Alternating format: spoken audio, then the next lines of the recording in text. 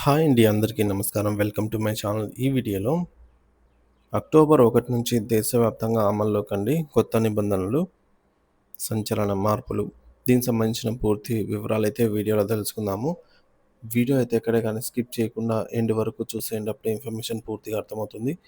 అలాగే వీడియో చూస్తున్న ప్రతి ఒక్కరు వీడియోకైతే లైక్ చేయండి ఫ్రెండ్స్. ఈ వీడియోని తోటి మిత్రులతో షేర్ చేయండి. కొత్తగా మన ఛానల్‌ని చూస్తున్నవారు ఇంకా ఎవరైనా సబ్స్క్రైబ్ చేసుకోకుంటే వెంటనే మన ఛానల్ అయితే సబ్స్క్రైబ్ చేసుకోండి. దీని ద్వారా నేను చేసే లేటెస్ట్ వీడియోస్ అన్నీ మీ వరకు రీచ్ అవుతాయి. ఇక ఆలస్యం చేయకుండా వివరాల్లోకైతే వెళ్ళిపోదాము. ఫ్రెండ్స్, ఇక విషయానికి వచ్చినట్లయితే అక్టోబర్ 1 నుంచి అమల్లోకి రానున్న కీలక మార్పులండి. సో, మీ రోజువారీ జీవితంపై ప్రభావం చూపవచ్చు.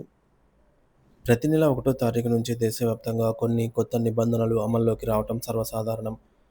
ఈ అక్టోబర్ 1వ తేదీ నుంచి కూడా అనేక కీలకమైన మార్పులైతే ప్రజల దైనందిన జీవితంపై గణనీయమైన ప్రభావాన్ని చూపనున్నాయి. జాతీయ పథకం, పెన్షన్ పథకం, ఎన్‌పీఎస్ నుంచి online saving, online gaming, UPI లావాదేవీల వరకు అన్ని రంగాల్లో ఈ కొత్త నిబంధనలు వర్తిస్తాయి. వీటి గురించి వివరంగా తెలుసుకుందాము. జాతీయ పెన్షన్ పథకం ఎన్‌పీఎస్‌లో మార్పులు. సో, ఎన్‌పీఎస్ అనేది పౌరులకు పదవీ విరమణ తర్వాత ఆర్థిక భద్రతను కల్పించే ఒక ముఖ్యమైన పథకం. అక్టోబర్ 1 నుంచి ఎన్‌పీఎస్‌లో పెట్టుబడులు తమ ఒకే పాన్ నంబర్‌లో బహుళ పథకాల్లో పెట్టుబడులు పెట్టడానికి అవకాశం అయితే కల్పించబడుతుంది. ఇది పెన్షన్‌దారులకు తమ పెట్టుబడి ప్రణాళికలను మరింత సరళతరంగా అయితే మరియు సమర్థవంతంగా నిర్వహించుకోవడానికి సహాయపడుతుంది. ఉదాహరణకు, ఒక వ్యక్తి తమ రిస్క్ ఆకలిని బట్టి వివిధ ఈక్విటీ మరియు డెట్ ఫండ్లలో పెట్టుబడి పెట్టవచ్చు. ఇది పోర్ట్‌ఫోలియో వైవిధ్యీకరణకు మరియు దీర్ఘకాలిక రాబడులను మెరుగుపరచడానికి దోహదపడుతుంది. రెండవది, ఐఆర్‌సీటీసీ బుకింగ్‌లో నూతన విధానము. జాతీయ రైల్వేల ఆన్‌లైన్ టికెటింగ్ విభాగంలో ఐఆర్‌సీటీసీ టికెట్ బుకింగ్‌లో కొత్త మార్పులనైతే తీసుకురాబోతోంది. అక్టోబర్ 1 నుంచి రైల్ టికెట్ బుకింగ్ ప్రారంభమైన మొదటి 15 నిమిషాలు, అనగా ఆధార్ లింక్డ్ ఖాతాలకు మాత్రమే అందుబాటులో ఉంటుంది. దరకా ఆహ్, ఈ నిబంధన అనేది దళారుల నుంచి నిరోధించడానికి మరియు నిజమైన ప్రయాణికులకు టికెట్ లభించే టికెట్ అనేది లభించేలాగా చూడటానికి ఉద్దేశించబడినది. సాధారణంగా టికెట్ బుకింగ్ ప్రారంభమైన వెంటనే చాలా టికెట్లు కొద్ది నిమిషాల్లోనే అమ్ముడైపోతాయి. ఆధార్ అనుసంధానం ద్వారా ఈ ప్రక్రియలో పారదర్శకత మరియు జవాబుదారీతనం పెరుగుతుంది.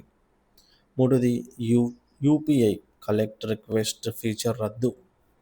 యూనిఫైడ్ పేమెంట్ ఇంటర్ఫేస్ యూపీఐ అనేది భారతదేశంలో అత్యంత ప్రజాదరణ పొందిన డిజిటల్ పేమెంట్ చెల్లింపులనమాట.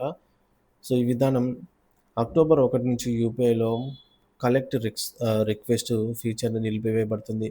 ఈ ఫీచర్ ద్వారా ఒక వ్యక్తి మరొక వ్యక్తికి డబ్బులు అభ్యర్థన పంపవచ్చు. ఈ మార్పు వెనుక గల కారణం ఆహ్, స్పష్టంగా పేర్కొనబడినప్పటికీ బహుళ మోసపూరిత కార్యకలాపాలను నిరోధించడానికి లేదా వినియోగదారుల అనుభవాన్ని మెరుగుపరచడానికి ఈ నిర్ణయం తీసుకొని ఉండవచ్చు.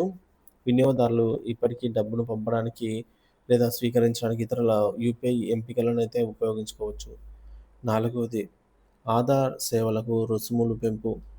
ఆధార్ కార్డ్ అనేది భారతదేశంలో ఒక ముఖ్యమైన గుర్తింపు పత్రం. అక్టోబర్ 1 నుంచి ఆధార్ సేవలకు సంబంధించిన రుసుములు పెరగనున్నాయి. ఆధార్ అప్డేట్లు, బయోమెట్రిక్ అప్డేట్లు వంటివి వివిధ సేవలకు ఇది వర్తిస్తుంది. ఈ రుసుముల పెంపు యూనిక్ ఐడెంటిఫై యూఐడిఏఐ సేవలను మరింత సమర్థవంతంగా నిర్వహించడానికి మరియు వాటి నాణ్యతను మెరుగుపరచడానికి ఉపయోగపడుతుంది. ప్రజలు తమ ఆధార్ సంబంధిత అవసరాలను ముందే ప్లాన్ చేసుకోవడం మంచిది. ఇకపోతే ఆన్‌లైన్ గేమింగ్‌కు కొత్త నిబంధనలు. ఆన్‌లైన్ గేమింగ్ రంగం ఇటీవల కాలంలో గణనీయంగా విస్తరించింది. అక్టోబర్ 1 నుంచి ఆన్‌లైన్ గేమింగ్‌కు సంబంధించిన కొత్త నిబంధనలు అమల్లోకి అయితే వస్తాయి. ఈ నిబంధనలు ఆన్‌లైన్ గేమింగ్ ప్లాట్‌ఫామ్‌లకు మరింత పారదర్శకతను తీసుకురావడానికి, ఆటగాళ్ల భద్రతను నిర్ధారించడానికి మరియు బాధ్యతాయుతమైనటువంటి గేమింగ్ పద్ధతులను ప్రోత్సహించడానికి ఉద్దేశించబడ్డాయి. ఇందులో ఆటగాళ్లకు వయోపరిమితులు, గెలుపు నష్టాలకు సంబంధించి స్పష్టమైన నిబంధనలు, వ్యత్యాసాన్ని నిరోధించడానికి చర్యలు వంటివి ఉండవచ్చు. ఈ మార్పులు ఆన్‌లైన్ గేమింగ్ పరిశ్రమను నియంత్రించడంలో మరియు ఆటగాళ్లకు సురక్షితమైన వాతావరణాన్ని అందించడంలో సహాయపడతాయి.